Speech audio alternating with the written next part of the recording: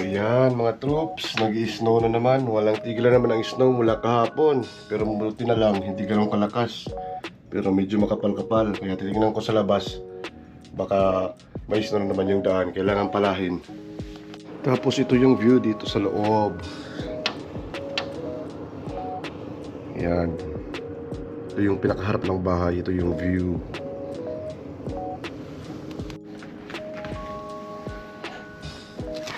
Yun, hindi naman masyadong makapal pero kailangan ng palahin to para hindi tumigas, hindi maging yelo, hindi maging madulas. Kasi mamayang gabi pa ang mga uwi namin.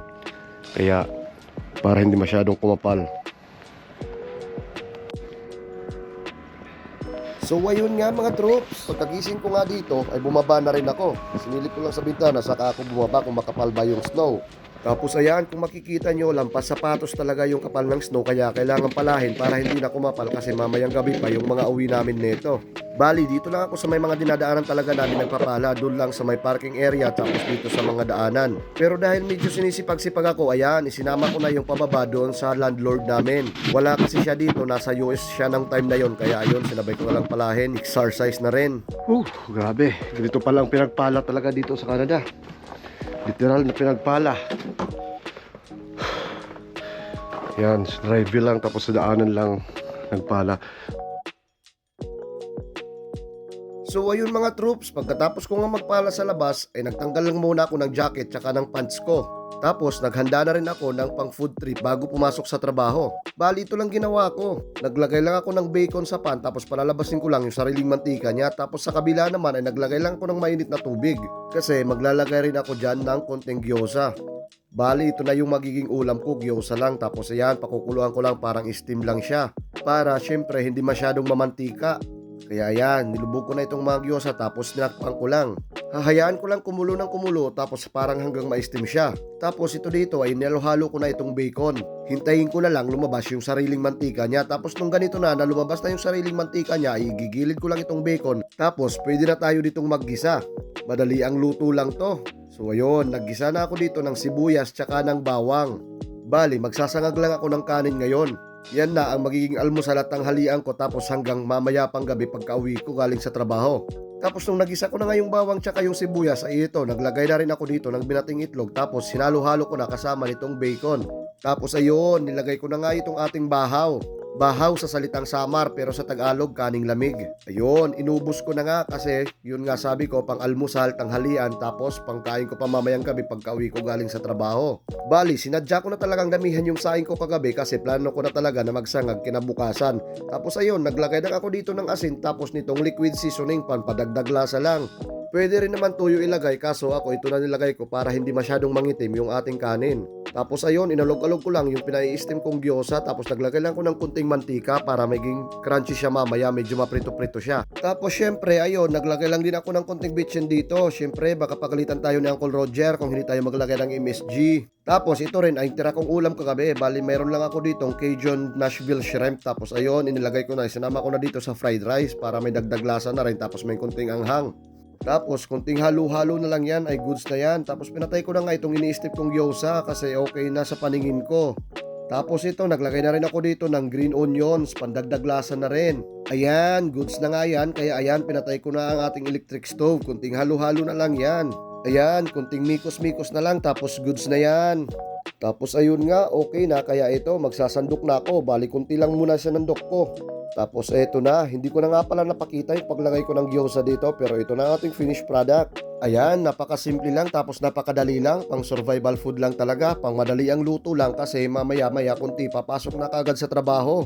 Tapos ito nga, pumasok na ako dito sa kwarto kasi dito na naman ako kakakain habang nanonood ng TV ng mga balita dyan sa Pilipinas. Siyempre, bago kumain ay dasal-dasal muna. Salamat din na may kinakain pa rin tayo pang araw-araw. Tapos ayan, good item nga. Ayan mga troops, kain na tayo ng ating fried rice.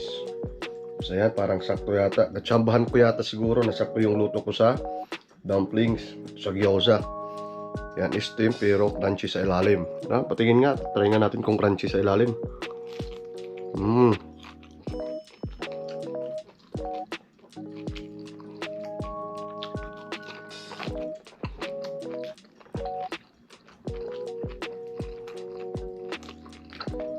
So ayun nga mga troops, sobrang sulit nga, sobrang good item nga itong nakuha natin. I mean itong naluto natin. Kaya ito, papa na ta mga troops. Tapos prepare na papuntang trabaho. Yo, what's up mga troops? Ito, papasok na naman sa trabaho. Tapos grabe putik. Grabe pa rin ang snow. Yan, makikita nyo, sa gitna pa rin ako ng daan dumadaan. Kasi grabe pa rin, ang kapal pa rin ng snow. Pahirapan pa rin siguro ang bus nito ngayon.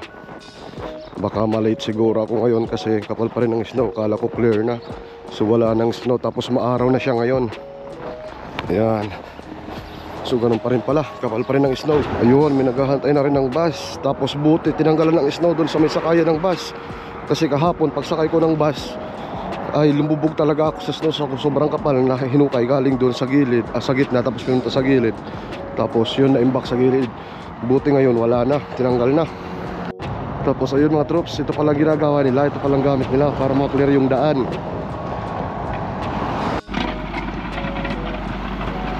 Yan ang ginagawa nila. So ayun mga troops, nandito na, nakarating na ako dito sa TRU Exchange. Bali magtatlong cut ako ng bus. Kasi yung isa, yung sinakyan ko ngayon, number 9, bumaba ako kasi baka mahirap yung daan pababa dun sa shortcut. Kasi parang kino-close yun minsan pagka makapal yung snow, lalo na ngayon makapal yung snow lalo. Kaya dito na ako sa TRU Exchange. So ayun mga troops, grabe dito. Yan, puti-puti naman. Ito na lang malinis na. Hindi na katulad kahapon, sabi nung kasama ko sa trabaho, pahirapan daw yung lakad nila dito. Tapos ayun, doon sa may bandang trabaho parang hindi masyadong busy ngayon. Kulang ng sasakyan nakapark sa labas. Baka dahil sa sobrang kapal ng snow, kulang ng lumalabas ngayon. So ayan, buti clear ang pathway dito ngayon. Hindi masyadong makapal yung snow. Cleaner nila kasi kung hindi, nakulubog lahat sapatos. Ayun, nakatawid na ako ng kalsada. Buti dito yung pathway nilalagyan ng asin kaya natutunaw yung snow. Ayan, itong mga blue na to na parang maliliit, mga asin yan, parang tutunaw agad yung snow. Kaya hindi madulas, hindi katulad doon. Ito dito sa mga gitna ganito, sa mga susunod na araw medyo magiging madulas na to pag nanigas. Ito nga ngayon, nilalakaran ko medyo madulas-dulas na. Pero hindi pa ganoon kasi may snow pa, malambot pa masyado, hindi pa masyadong matigas.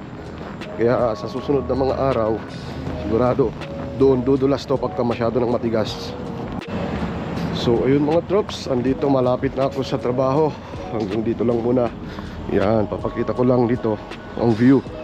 Wala, parang boring ngayon, parang konti ang mga sasakyan, baka buhat ng itong mga snow na to. Yan, nandito na ako sa labas ng may trabaho, papasok na. Yan, hanggang dito na lang muna siguro. Yan, hanggang dito na lang muna mga troops.